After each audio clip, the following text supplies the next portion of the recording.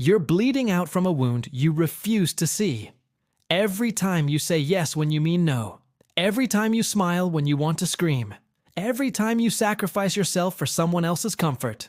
You're hemorrhaging life force. Carl Jung saw this tragedy everywhere. People so desperate to be loved that they murder who they actually are, then wonder why they feel dead inside.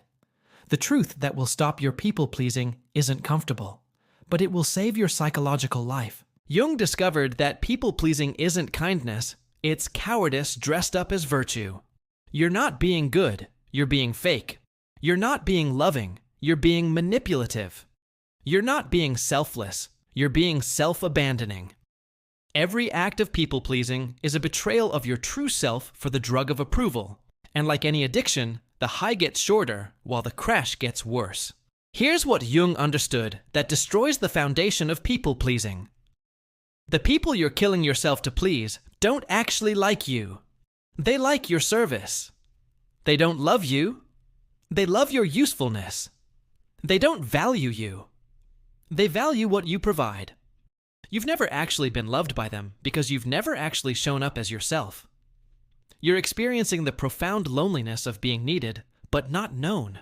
The shadow truth about people-pleasers is that you're actually consumed with rage. Jung identified that beneath every people-pleaser is a shadow filled with murderous anger at everyone you're serving. You smile while fantasizing about their destruction. You help while resenting every second. You give while keeping a secret ledger of everything you're owed. This isn't love, it's hatred wearing love's mask. I watched a woman who spent 40 years being the perfect daughter, wife, and mother. Everyone called her a saint. Then she discovered Jung's work and realized she'd never once in her life done what she wanted. The rage that emerged was volcanic. She wasn't angry at her family. She was angry at herself for choosing slavery and calling it love. The people-pleasing hadn't made her good. It had made her invisibly vengeful. People-pleasing is actually narcissism inverted. You think you're being humble, but Jung would point out you're actually grandiose. You believe you're responsible for everyone's emotions. You think you have the power to make everyone happy.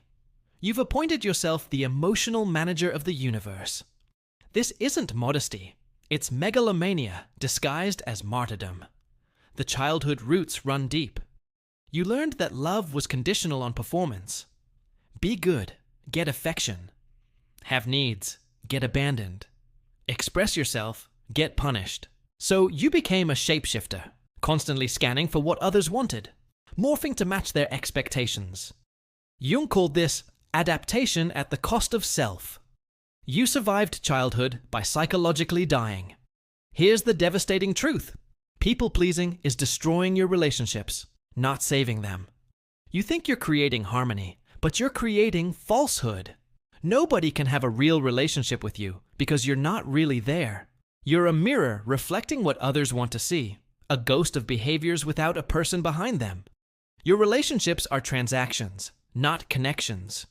The resentment you feel is justified. You've been participating in your own exploitation, then getting angry at others for accepting what you offered. You gave them carte blanche to use you, then rage when they do. Jung would say you're angry at the wrong person, not at them for taking, but at yourself for giving what wasn't asked for and wasn't authentic. I knew a man who prided himself on never saying no. He was everyone's go-to helper, always available, always accommodating. Then he had a breakdown, literal collapse from exhaustion. In therapy, he discovered he didn't even know what he liked, wanted, or felt. He'd been so focused on others' needs that he'd become a stranger to himself.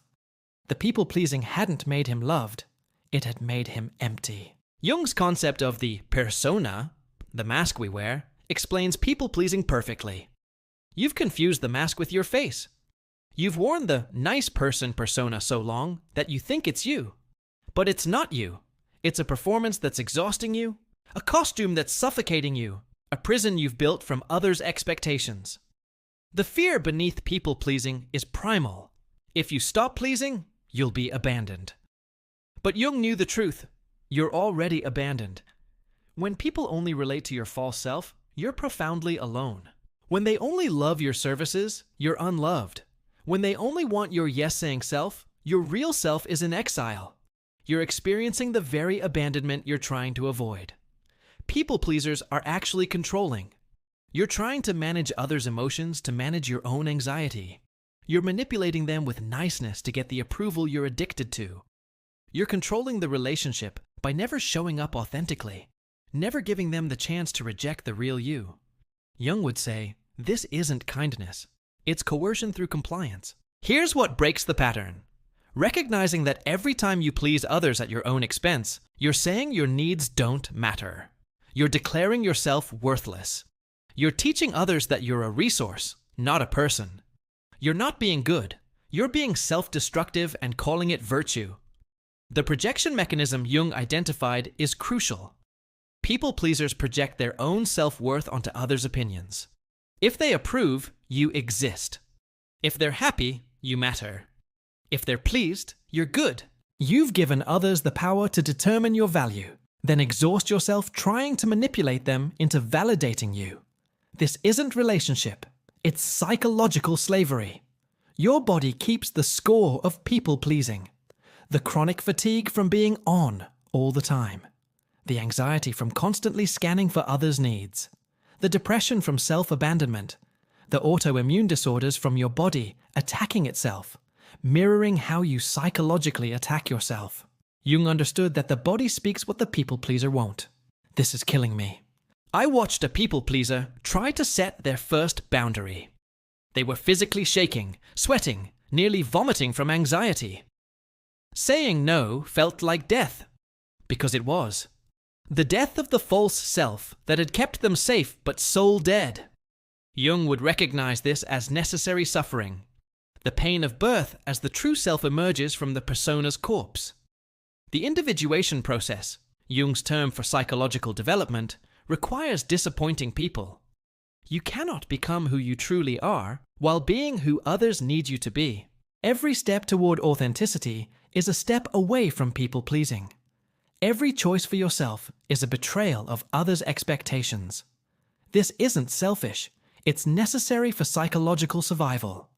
People-pleasers often have dreams of being chased, trapped, suffocated. Jung would say your unconscious is showing you the truth you're running from yourself. Trapped in others' expectations, suffocating under the weight of performance. The dreams are trying to wake you up to the prison you've created. Here's the practical truth that will stop your people-pleasing. Start with one boundary. Just one. Feel the anxiety, the guilt, the fear of abandonment. Don't explain, justify, or apologize. Just hold the boundary. Watch what happens. Some people will leave. Let them. They were never connected to you anyway, just to your usefulness. The rage that emerges when you stop people-pleasing is healthy. Jung called it shadow integration, reclaiming the parts of yourself you've rejected. Your anger isn't bad. It's your life force returning.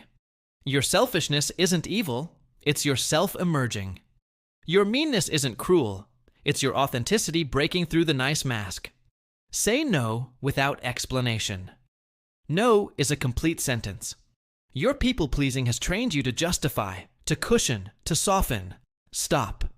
Clean. Clear no. Feel the discomfort. That discomfort is your growth edge, your liberation point, your resurrection site. Start wanting things. People-pleasers often don't even know what they want because they're so focused on what others want. Start small. What do you want for lunch? Where do you want to go? What do you want to watch? Practice wanting without apology. Notice your resentment. It's information about where you're self-betraying. Every resentment is a boundary you didn't set, a yes that should have been no, a performance that exhausted you. Use resentment as your guide to where you need to reclaim yourself. Jung's ultimate insight: you cannot give what you don't have.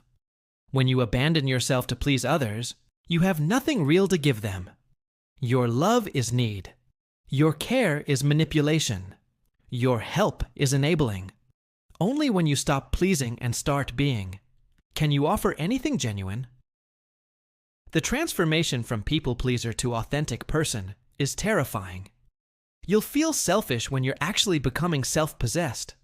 You'll feel mean when you're actually becoming honest.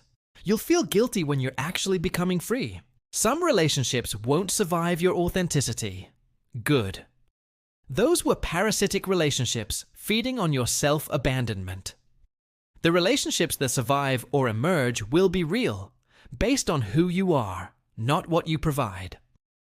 The paradox Jung identified. When you stop trying to please everyone, you become genuinely pleasing to the right people. When you stop needing approval, you become approvable. When you stop performing love, you become lovable. But none of that matters anymore because you found something better than others' approval, your own. Stop explaining yourself. Stop apologizing for existing. Stop shape-shifting to match others' expectations. Stop bleeding yourself dry for people who wouldn't give you a Band-Aid. Stop murdering your true self on the altar of others' comfort. The truth that stops people-pleasing is simple but brutal. Every moment you spend being who others want you to be is a moment of your actual life you'll never get back. You're not being good. You're dying. You're not being loving. You're being absent. You're not keeping peace. You're keeping yourself in pieces. Jung would tell you this: the people who truly deserve to be in your life want you, not your services. They want your truth, not your performance. They want your authenticity, even when it's inconvenient. Anyone who prefers your people-pleasing to your truth is someone who benefits from your self-destruction. Stop pleasing people. Not because you're angry, though you have every right to be. Not because you're selfish, though you have every right to be. But because you cannot live your actual life while performing someone else's version of it. Your people-pleasing is not noble. It's not kind. It's not loving. It's a slow suicide dressed up as virtue. And the moment you stop, really stop, you'll discover something miraculous. The world doesn't end when you stop pleasing everyone. Your world begins. The life you're living to please others isn't your life. The love you're receiving for your performance isn't love. The approval you're killing yourself for isn't worth a single moment of authentic existence. Stop pleasing. Start being. The right people will be pleased by your truth. Everyone else was just pleased by your usefulness, and that's not pleasure worth purchasing with your soul.